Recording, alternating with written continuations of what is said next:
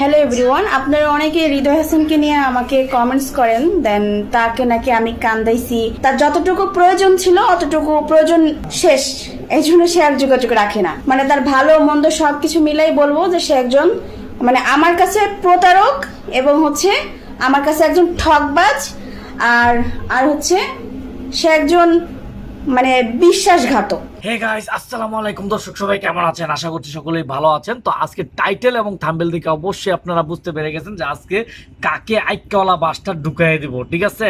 তো হৃদয় হাসান সে নাকি একজন প্রতারক, মানে আমার কাছে প্রতারক। হৃদয় হাসান সে একজন প্রতারক, ঠকবাজ, বিশ্বাসঘাতক। আর একজন বিশ্বাসঘাতক কিভাবে এখনো ওপেনে ঘুরে? তার নামে কেন মামলা মোকদ্দমা হচ্ছে না? তাকে কেন এখন পর্যন্ত অ্যারেস্ট করা হচ্ছে না? এটা আমার জাতির কাছে প্রশ্ন। এবার পয়েন্টে আসেন।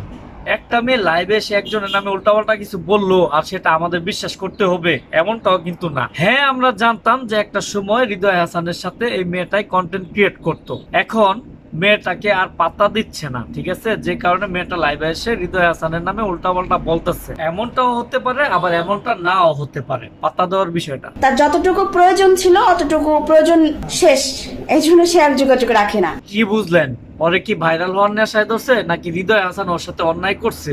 আপনারা অবশ্যই কমেন্টে লেখা যান। যদি হৃদয় হাসান ওর সাথে অন্যায় করে তাহলে অবশ্যই বিচার হবে। আর একটা কথা গাইস, না বললেই নয়, ওর ইন্টারভিউ কিন্তু আমার কাছে মোটেও ভালো লাগে না। ইন্টারভিউতে যে মেয়েগুলারে পায় ওই মেয়েগুলার নাম্বার নিয়ে মেয়েদেরকে মেন্টালিটি টর্চার করে, ঠিক আছে? এই যে দেখেন, তার একটা প্রমাণ দেখেন। কোন দেশে মাটি নেই?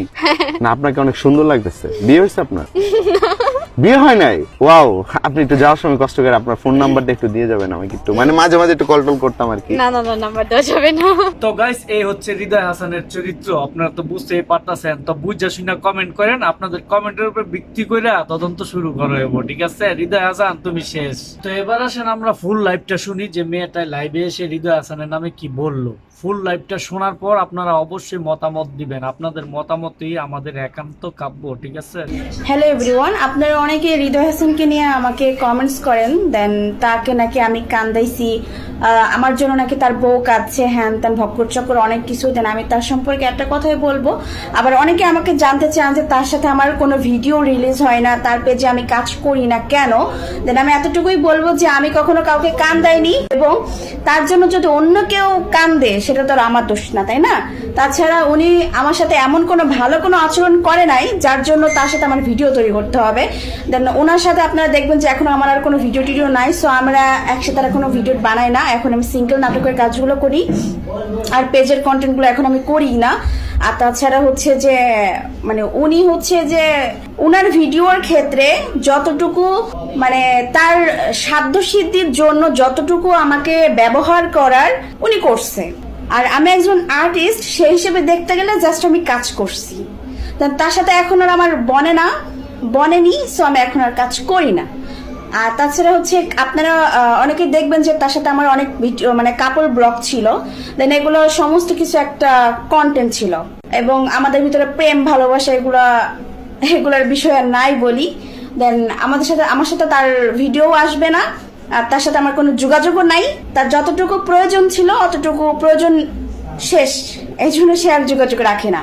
তো সবকিছু ইয়েতেই আমি বলবো সে মানে তার ভালো মন্দ সবকিছু মিলাই বলবো যে সে একজন মানে আমার কাছে প্রতারক এবং হচ্ছে আমার কাছে একজন ঠকবাজ আর আর হচ্ছে সে একজন মানে বিশ্বাসঘাতক, আর মিল হওয়ার সম্ভাবনাও নাই।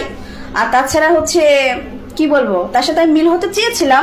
একটু কথাগুলো লক্ষ্য করেন, তার সাথে কিন্তু মিল হতে চেয়েছিল। আপনারা বুঝতে পারতেছেন? কথাগুলো শুধু শুনলেই হবে না, একটু বুঝতে হবে ভাই। একটা সময় দেন সে মিল হতে চায়নি, কারণ সে আমার সাথে যে কাজটা করছে তারপরেও তার আমার সামনে দাঁড়াবে বা আমার সাথে মিল হবে এই ধরনের তার মুখ নাই, আর তাছাড়া তার সাহসও নাই। তো এই পর্যন্ত, আর এটাই বাস্তব। হা হা হা, আই লাভ ইউ। কিরে ভাই, প্রেম নাই, ভালোবাসা নাই, এবং সে একটা বিশ্বাসঘাতক, আবার সর্বশেষ আই লাভ ইউ। আমি ভাই এটা কিছু মানেটাই বুঝলাম না। এটার ভিতরে ভাই কি চলতেছে একমাত্র আপনারাই কইতে পারবেন। যদি আপনাকে একটু সাহস থাকে, একটু সাহস করে খালি একটু কমেন্ট করে যান কি কইবেন।